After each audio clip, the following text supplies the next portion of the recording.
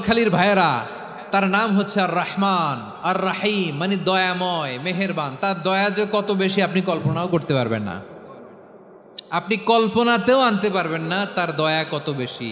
বিশ্বনবী সাল্লাল্লাহু আলাইহি ওয়াসাল্লাম ফরমান, লাম্মা কাদাল্লাহুল খালকা কাতাবা ইনদাহু ফাওকা আরশিহি, আল্লাহ যখন মহাবিশ্বের সব সৃষ্টি করে সারলেন, তিনি আরশের উপরে লিখলেন সাবাকাত রাহমাতি গাদাবি, সাবাকাত রাহমাতি গাদাবি। কোথায় লিখছে? আরশের উপরে। আওয়াজ করে বলেন তো কোথায় লিখেছে? আরশের উপরে আল্লাহ লিখলেন সাবাকাত রাহমাতি গাদাবি।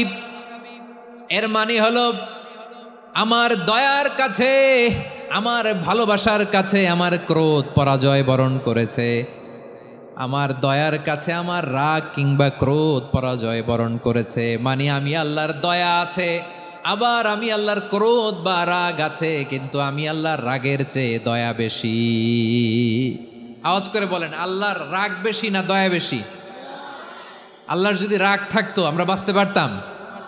যে পরিমাণে আকাম কুকাম আমরা করি, অপকর্ম করি, অন্যায় করি, জুলুম করে জুলুমের আড্ডাখানা বানিয়ে রেখেছি গোটা দুনিয়াকে, আল্লাহ যদি মুহূর্তে মুহূর্তে রেগে যেতেন আমরা বাঁচতে পারতাম?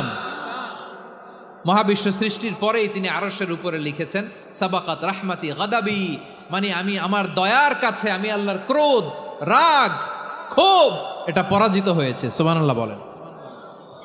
আবার বিষ্ণু বললেন জাআলাল্লাহুর রাহমাতা মিয়াতা জুজ, আল্লাহ দয়ার ভালোবাসাকে 100 টুকরা করলেন।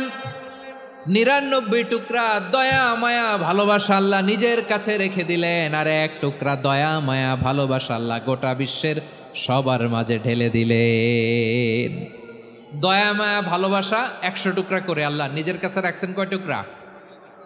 সবাই বলেন 99 টুকরা। আর গোটা বিশ্বের সবার মাঝে ভাগ করে দিয়েছেন কয় টুকরা?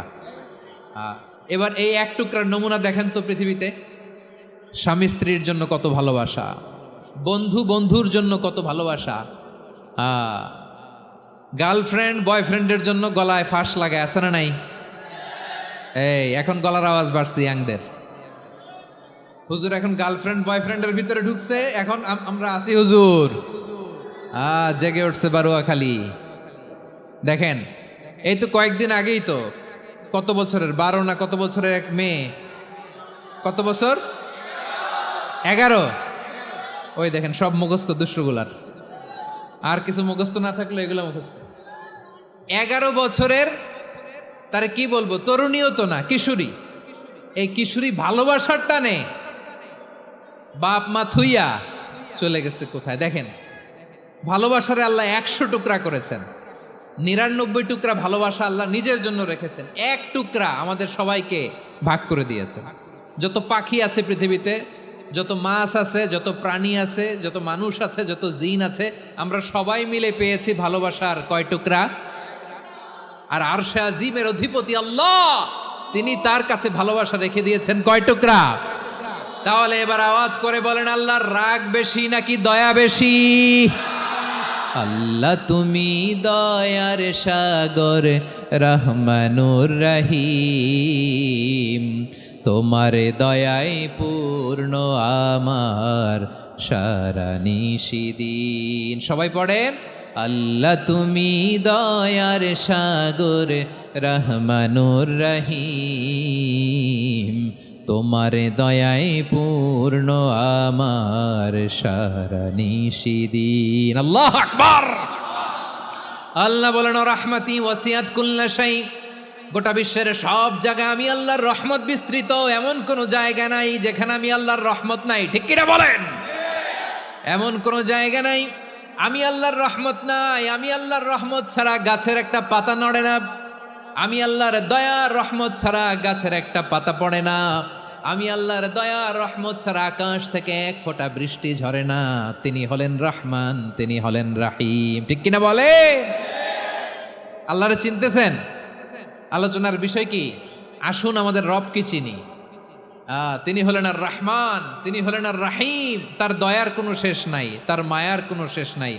বনি ইসরাইলের এক লোক 500 বছর আল্লাহর ইবাদত করেছে। কয় বছর? কোথায় জানেন? সাগরের মাঝখানে এক পাহাড়, ওই পাহাড়ের উপরে বসে 500 বছর টানা আল্লাহর ইবাদত। দিনে আর রাতে একবার করে নিচে নামতেন, সেখানে আল্লাহ তাআলা পাথরের ভেতর থেকে তার জন্য মিঠা পানির ব্যবস্থা করে দিয়েছেন, আর একটা ডালিম গাছের ব্যবস্থা করে দিয়েছেন। সকালে নামলে একটা টসটসে ডালিম, রাতে নামলে টসটসে ডালিম। এগুলো খেয়ে খেয়ে 500 বছর সে আল্লাহর ইবাদত করেছে। আর সে আল্লাহর কাছে বলেছে, আল্লাহ আমি যখন মারা যাব সেজদারত অবস্থায় যেন মারা যাই। ঠিকই আল্লাহ সেজদারত অবস্থায় সাইয়েদনা আজরাইলকে পাঠিয়ে দিলেন। সেজদারত অবস্থায় লোকটা মারা গেল। 500 বছর ইবাদতের পরে আল্লাহর দরবারে কিয়ামতের কঠিন ময়দানে যখন লোকটা হাজির হয়ে যাবে, আল্লাহ বলবেন, আদখিলু আবদি আল জান্নাতা বিরহমাতি, আমার বান্দাকে আমার দয়া আমার ভালোবাসা দিয়ে জান্নাতে ঢুকায়া দাও।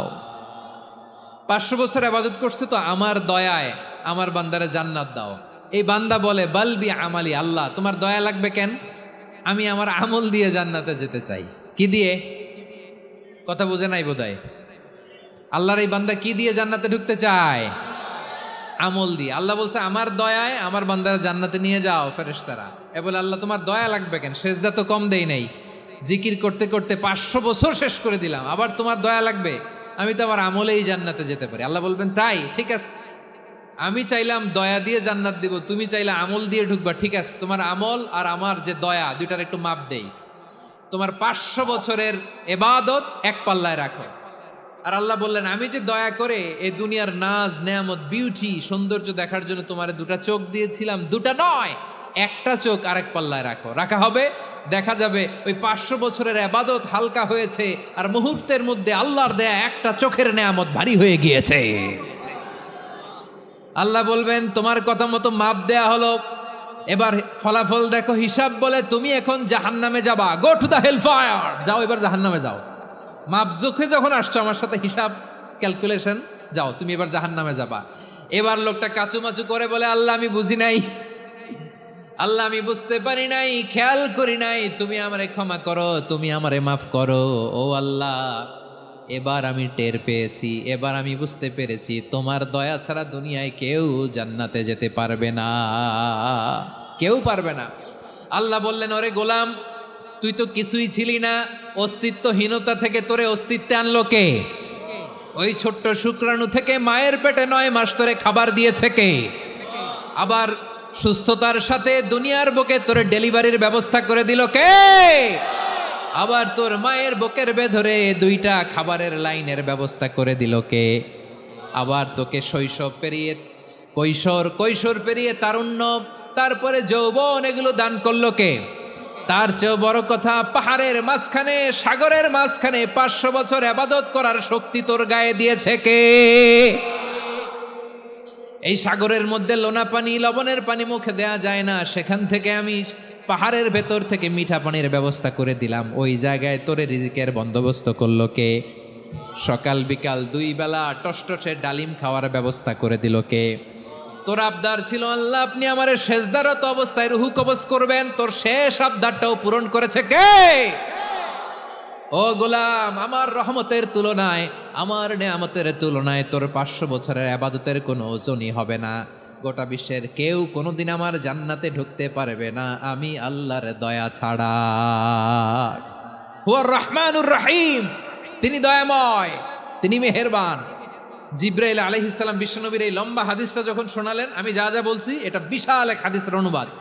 বললেন, ইয়া মুহাম্মদ, এই দুনিয়ার সবটাই চলে আল্লাহর রহমত দিয়ে। হাদিসের শেষ কথা, সব চলে আল্লাহর কি দিয়ে? তখন বিশ্বনবী সাহাবাদের বললেন, ও সাহাবারা শোনো, আল্লাহর জান্নাতে কেউ কোনোদিন প্রবেশ করতে পারবে না তার রহমত ছাড়া। সাহাবারা বললেন, ইয়া রাসূলুল্লাহ, আপনিও না, আপনিও কি আল্লাহর রহমত ছাড়া প্রবেশ করতে পারবেন না? বিশ্বনবী বললেন, না আমিও না, আমি বিশ্বনবীও আল্লাহর জান্নাতে আল্লাহর রহমত ছাড়া ঢুকতে পারবে না। তবে কিয়ামতের দিন আল্লাহর রহমত আমার চারদিকে বেষ্টনী দিয়ে থাকবে। আল্লাহ নিজের পরিচয় দিয়ে বললেন, আলিমুল গায়বি ওয়াশ শাহাদাতি হুয়ার রহমানুর রহিম, আমি হলাম রহমান, আমি রাহিম। আল্লাহরে চিনছেন? ওবারখালীর ভাইয়ের, আপনার রবকে চিনতে পারতেছেন? তিনি দয়ার সাগর, তিনি মায়ার সাগর। তার দয়ার সাগর যে কত বড় আপনার কল্পনাতেও নাই। এজন্য আপনার পাপ যত বড় হোক, অন্যায় যত বড় হোক, অপরাধ যত বড় হোক, আপনার জুলুম যত বড় হোক, আল্লাহর রহমান নামের দরিয়া তার চাইতেও বড়। আল্লাহ বললেন, খুলিয়া ইবাদিয়াল্লাযীনা আসরাফু আলা আনফুসিহিম লা তাকনাতু মির রাহমাতিল্লাহ ইন্নাল্লাহা ইয়াগফিরুয যুনুবা জামিআ ইন্নাহু হুয়াল গফুরুর রহিম।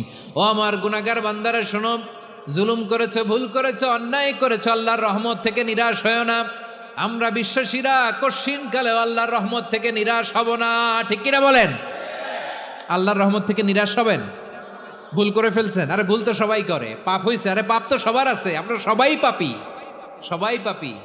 যত পাপ হোক, ভুল হোক, অন্যায় হোক, অনুতপ্ত হয়ে তওবা করে অজু করে জায়নামাজটা বিছিয়ে সেজদা দিয়ে চোখের পানি ছাড়েন। চোখের বেয়ে পড়া পানি আল্লাহর কাছে যে কত প্রিয়। অনুতপ্ত বান্দার চোখের পানির ফোঁটা তার চোখ বেয়ে, নাকের ডগা বেয়ে জমিনে ড্রপ করার আগেই আল্লাহর ওই বান্দার সব গুনাহ মাফ করে দেয়। আল্লাহ বললেন, আমি রহমানুর রহিম, আমি দয়াময়, আমি মেহেরবান।